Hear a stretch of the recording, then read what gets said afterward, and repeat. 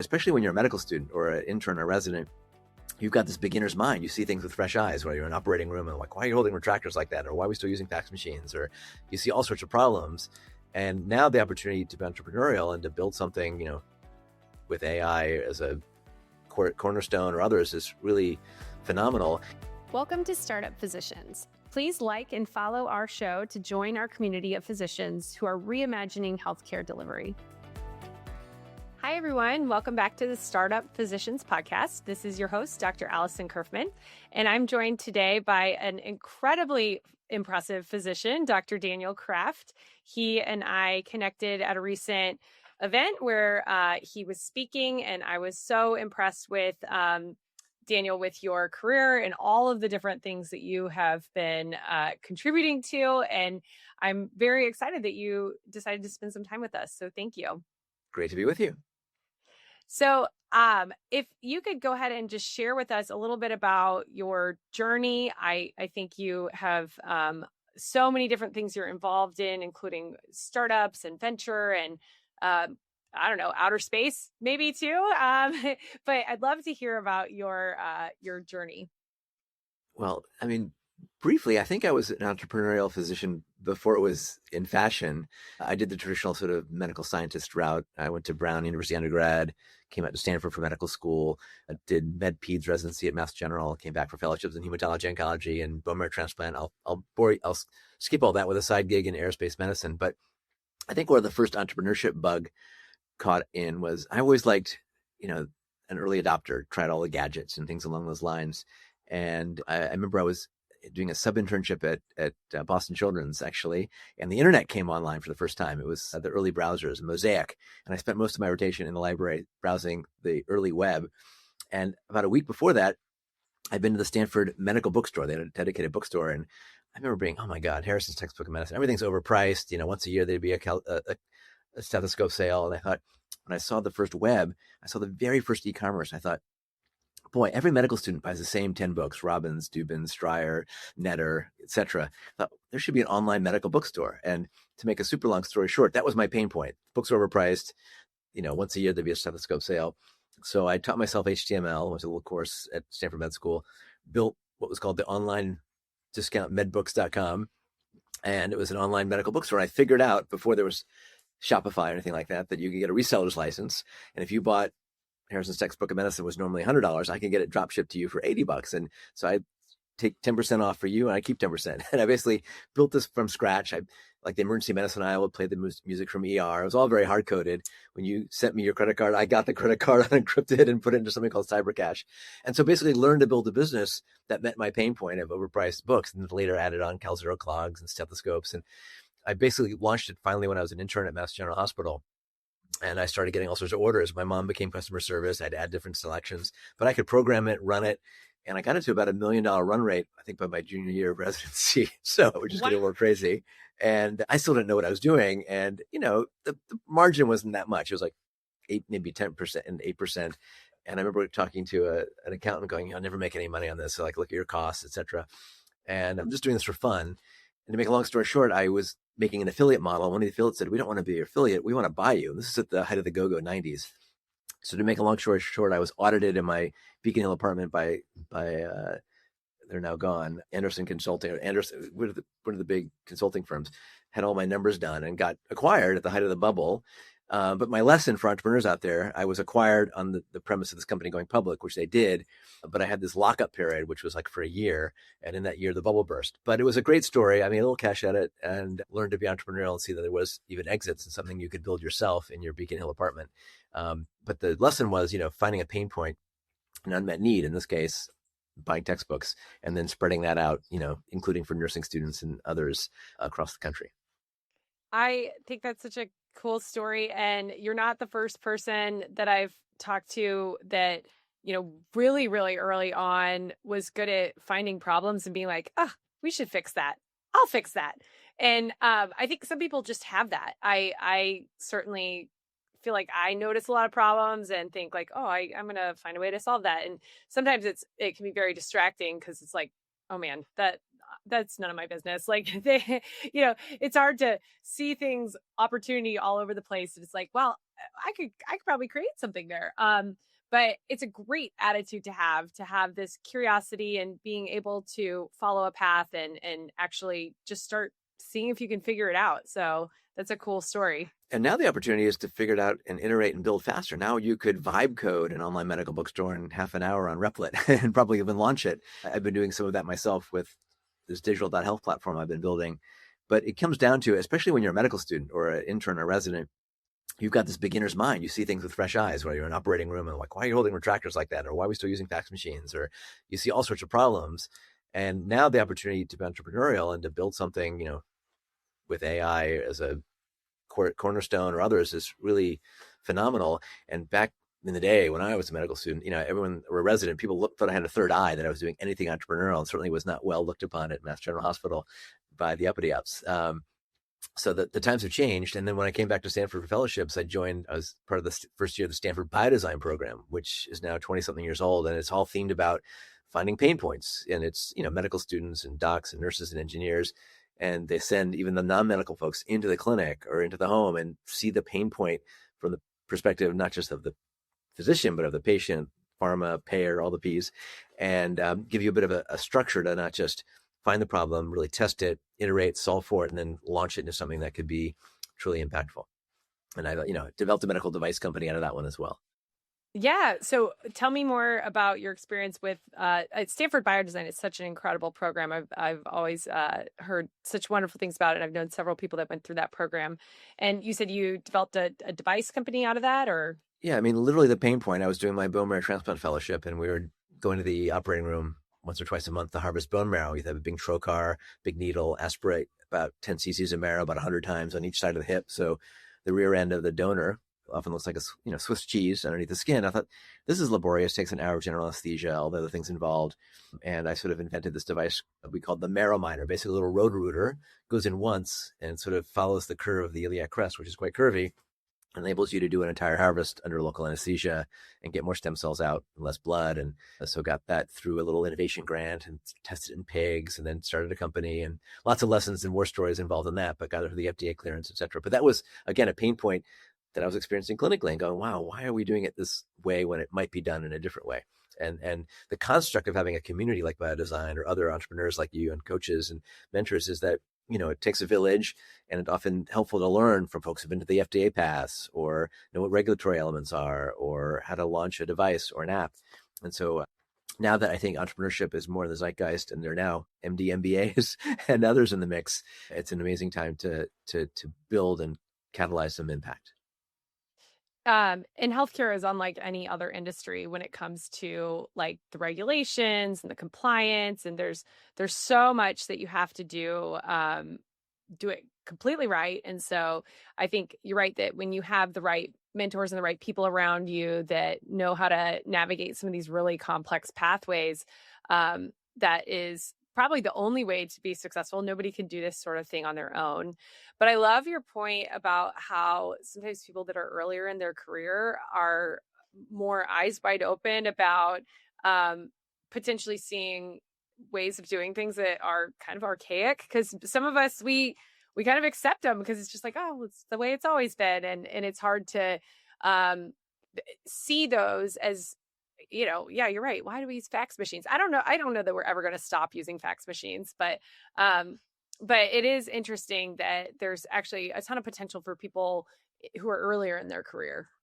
Yeah. And then my coaching to anybody, particularly the medical students and residents, is keep a little notebook, or a virtual notebook of, you see something like, and that really bugs me that we're still doing that, or the patient gets discharged and bounced back for some silly reason when they could have been tracked with a connected scale or blood pressure cuff. My current pain point I'm solving for is we're in this explosion of digital health and AI, and it's overwhelming. There's an explosion of wearables. I've got my Whoop on and my Apple Watch and my Oura ring and my Ultrahuman ring. I just take the best sleep score. There you go.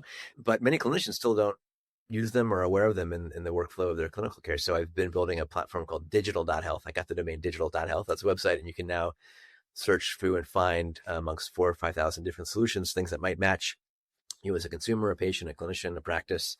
And sort of a bit of a reboot of that online medical bookstore, but sort of trying to hyper-personalize digital health. And now you can, again, build those things with vibe coding, in your sleep. But the business models are still tough, and healthcare is hard. But there's nothing better than improvising not just a widget to make money, but to impact prevention, diagnostics, therapeutic, or public health. Yeah, because I think that the physician perspective is incredibly valuable in especially in early development and design because um it's not just that we understand the clinical side of things and the like on a biological level, but also on an interpersonal and a systems level. How do our patients move through the system? How does the healthcare system actually function? And I think this insight is so valuable. And some doctors don't actually know that what they already know is valuable. Like they could be working with companies and sharing those insights. Yeah, it's sort of that real world and systems approach, because you might have the best device, drug, app, you pick your solution, but you have to put it into context, right? What might work in a VA or a Kaiser that's a payvider is very different than a Sutter or a fee for service practice, or wherever you might be in the world. One example of that, so I've part of my journey is, and we can talk more about that, I ended up chairing medicine for something called Singularity University and building a whole program looking at the future of medicine. It was called exponential medicine, now called Next Med Health. But in our first couple of years, we take everyone to the Garfield Innovation Center. It's the Kaiser Innovation Hub in the East Bay and the San Francisco Bay Area. And they actually mock up operating room, clinic, a home environment. They tested the beds fit the doors. And when you connect all these different dots and displays and platforms, do they work together? And do the nurses want to use it in the kind of the design thinking modality that you need to fit your solution into a larger practice or workflow or payment models or misaligned incentives? So as an entrepreneur, you can't be thinking just about the tech, but how it fits in to the bigger picture. And a lot of that, again, is the whole ecosystem at play. Yeah, I think people that come from Stanford often are very familiar with design thinking, but when I talk to other physicians, it's not a concept that they're very familiar with. What are your thoughts about how that is important in the development of new solutions? I mean, design, when I think of design, it's often, or people boil down to UI or UX, user interface, and now, so much of healthcare has a terrible UI, right? The fax machine, the PDF labs. Now we're starting to see designers come in and build platforms like Function Health, where your patients are going themselves and getting their labs done and looking at them with progressive, beautiful displays with AI interpretation. That's kind of UI built as a wrapper on top of labs and an ordering process. Kind of the Uber. I always use Uber as an example. Uber is a exponential company that connected the dots between online payments and GPS and cars and traffic, and made a good UI, the easy button, right? And a lot of that doesn't happen in healthcare, starting to with the consumerization of care. But design, how you put something together, what colors you use. And what's interesting in this new AI agentic age is you can adapt the user interface and the design based on the user's age, culture, personality, language, health goals, insurance. And so, a lot of the friction of care can be not designed out, but made much more engaging and even delightful. Yeah, you keep mentioning AI, and I know you're quite an expert there. That was actually the keynote that you were giving when we met, and I also gave a keynote a few weeks later on AI to another physician audience. And one of the themes that I see in AI is that physicians are while they're excited about some of the developments, they're a little concerned about where things are going. And I think that in general, change is really hard. And in my opinion, the next handful of years is going to change at a faster pace than like the past 30 or 40 years of healthcare. What would you say to doctors about the fear about AI? Well, buckle up and also get on the car. There's a famous quote that everyone modifies, AI is not going to replace your doctor or your nurse or your pharmacist, but the AI, the doctor, nurse, pharmacist, hospital system using AI is going to replace those who don't. And so I don't think replacement's the right word, but it's going to change and augment and upskill and change some of the practice of whether it's primary care or robotically enabled surgery. So, as you said, the pace of change is accelerating. It's only been, we're talking 3 years since ChatGPT launched into the world. And, it's evolved very fast. Now we have ambient scribing. You can basically imagine in 3 years, it might be malpractice not to use the AI agent in doing a diagnostic workup or therapeutic approach. So, and just how quickly this has changed. When I was at Stanford Medical, well, as a fellow, the first self-driving cars were going around campus, falling off the road on Stanford doing the DARPA competition. Now Waymos will come to my front door. And I did a post the other day about what if healthcare is more like a self-driving car? Think about that's the convergence of all these technologies. It comes on demand, has your name on it, it has transparent pricing, it adapts to the weather. You can imagine all that in our healthcare journeys. But I would say, things are going to shift. That needs to start with even medical school education. A medical student starting today in 2025, 2026 won't finish residency till 2033. That's how many iterations of since ChatGPT's launch. So I'd say don't wait for your institutions or healthcare systems to hand you the solution that you need to plug in. Start trying them, finding them. It might be using open evidence or having a patient prescribe them a wearable device and looking at their steps if they just got discharged from a total hip surgery. There's a lot of ways to start implementing these things before your sort of system imposes them on you. And then you can be, both the need knower and the user and help shift and shape how we're going to use these in clinical care. Yeah. And I think there's a lot of companies that are designing solution. Well, basically every company is trying to decide how to use AI in their solution. And I think one of the roles of the physician in this space is to help design how we put guardrails on these things. I know we're all concerned about how new technology could affect patient safety. And we think back to things like, the rollout of EMRs and how did physicians do with that? And there was a lot of struggle with that. And then even looking at telehealth, which is where I spent a lot of my time. And I very vividly remember times that I would be giving a talk on telehealth and I would have people like lined up in the aisle to yell at me and be like, this will never be a quality way to deliver healthcare. You cannot do an exam. And then now look at where we are today. We needed to develop quality standards. We needed to identify best practices in relation to a new tool or technology. It's not the tool that's inherently wrong or unsafe. It's, are you getting the right voices and opinions involved in how you're going to use it? What data feeds the LLM? What values do you give it? Zach Kahane, who's a pediatrician at Harvard, runs through the bioinformatics program there, has some great perspectives on when you're training your LLM, what values do you give it? Is it valuing readmission rates or dollars or some sort of outcome element? We all have different values we grow up with, but hopefully we're pretty aligned in healthcare about do no harm and do the right thing for the patient. But some cases, misaligned incentives or data sets can creep in. So how do you educate your AI models before they start to really educate us in dangerous plays? And how do you put the guardrails on, particularly in our political environment where they're trying to sometimes take all the guardrails off and make it illegal to have any guidance or guardrails at all, because AI can be used to design a new drug or a bioterrorism weapon. You can make 3D printing to make a medical implant or to 3D print a gun. So all these things have lots of power and they're only getting faster and cheaper and more available, which gives great power and great responsibility. Yeah. I think that when you talk about guardrails, it's interesting that, things that changed in healthcare, like it takes 17 years on average to get implemented, or I think that innovation in healthcare has a very, very long lead time in the traditional setting.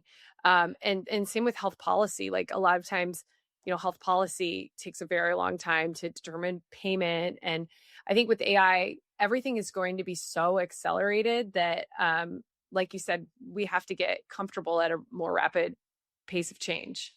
Yeah, I mean, the challenge is technology is often exponential. Moore's law, quantum computing is coming, multimodal data, low-cost genomics, proteomics, sociomics. The challenge is it's moving so quickly, it's faster than policy, regulatory, reimbursement, ethics can keep up with. So, how do you future-proof? If you're thinking, if you're a medical student or an attending or a seasoned department chair, you need to be thinking a little bit about where the puck is going to be in 2 and 5 and 10 years and starting to design your residency programs and clinical platforms and hospital to home elements so that they can integrate, what might be here faster than you expect. So some of that is mindset and some of that is how we might need to change our training. I mean, down the street at Stanford, there's no real course on digital health or AI for the medical students or a few electives, but how do you integrate that into care? Do you pick someone from medical school who's got good EQ or IQ? Are they really good at organic chemistry and the old models we are for memorization and regurgitation, or better at integration and synthesizing or coding or beyond? I don't have the answers, but it's pretty interesting time now to rethink and reimagine almost every element of health and biomedicine. Absolutely. So you've obviously had your hand in a ton of startups and venture, and I think I remember that you recently started your own venture fund. Is that right? Yeah, actually, when I was a fellow, I was asked to do a Kauffman Fellowship, which is for younger or earlier VCs, and I sort of joined that and was a venture partner with a couple of funds. And then during the pandemic, when we were locked down, started a venture fund called Continuum Health Ventures, where we fund early stage digital health tech companies that will hopefully move the needle at the thesis of the super convergence to improve the whole healthcare continuum. So we've done about 11 investments so far. And it's really an interesting time to see the innovation come often from clinicians, but also technologists who are outside of healthcare, former Googlers, for example, who see a problem in their own personal or family's lives and solve for them. The challenge is now, it's the barriers to innovating are sometimes lower. If you're building an AI solution now, the classic example recently being ambient computing, is that a company or a feature, or is our friends at Epic, I like to call Epic fail. You can delete that part or leave it in. They might build that as a new feature, and that might squash your Yeah. new AI element. So in some cases, it's getting easier to be entrepreneurial, but also these platform plays, when are the kind of the controller of the user interface now, can sometimes suppress innovation or be a big gorilla when you're the David versus the Goliath. But I'm a big believer that clinicians of all sorts are often the need knowers, and now can collaborate with the kid down the street who can build the app, or the engineer who can 3D print a device for you to really move things faster and not take 17 years. This idea of implementation science is coming in, and the EMRs today are billing engines and documentation, but soon they're going to be true co-pilots to care, and will understand the multimodal data from your patient, including from their wearable and other data, and give you hopefully the insights of what's really evidence-based for the patient in front of you, rather than the average one based on some old randomized clinical trial. Yeah. And your point about what's a feature versus what is a company or a business is incredibly relevant. I talk to a lot of founders, and sometimes I will talk to someone that, they're building such a very specific point solution. It's not very comprehensive. It's definitely solving a very specific problem. But I think that health systems and practices will get to a point where they're not going to want to buy 100 point solutions for every single little problem. They're probably going to, health systems will have a chief AI officer and a team that helps to build their own it's very easy to build with AI. So if you're having a problem with coding your surgeries or whatever, you're probably going to internally build solutions as opposed to buy, 250 new software vendors. So I talk to a lot of physicians who are hoping to become founders, and often with an idea that does require some technical development. And I've guided them that, if it is a very, very specific point solution problem, then it might be better as like a service company. So like you're providing a clinical service and you're just using AI or whatever, shortcut you're able to create with technology, because you're still able to contribute value through the actual providing of medical service. That's your unique value. But I'm curious to know what sort of advice you have. I've run into a lot of physician aspiring founders who are struggling with trying to determine the best capital strategy or pathway forward when they are completely not technical, they are completely clinical, but they have a really great idea of how to, fix something in their specialty. I've talked to them about, either finding a technical co-founder or a build for equity firm, or obviously fundraising and paying for the technology themselves. But what are your thoughts on that? I think often, as physicians, we're often perfectionists, and in the entrepreneurial sense, perfection can be the enemy of the good. I mean, it's not about moving fast and breaking things in the old Facebook model, but now if you have an idea, you can prototype it, build an MVP. It could be that med device you try on an animal model. It could be a 3D printed device you mock up on yourself. It could be a gene therapy. Don't use it on yourself. People have, but you can at least build an early version, put it in someone's hands. It could be the app. It could be the device. It could be the potential pharmacologic agent, and sort of do that kind of classic MBA discovery with potential customers and see if it has a potential fit. And of course, the ability to iterate and build a mock-up now or even a video of an animation of what it looks like is quite compelling. Yeah, I've had doctors be like, "Oh, I have this vision for this platform and it would do this and that and the other and this is how it would be impactful and maybe I'll just invest to build it." And I tell them like, "Oh my gosh, build a wireframe, build an example of it, build a technical requirements document with a few pretty pictures of what it could do, your vision of what it could do, so you're really able to communicate um your vision for the technology." But I mean, uh, you can spend a lot of money on building tech. So I think that's something that physicians can struggle with if they have a technical idea.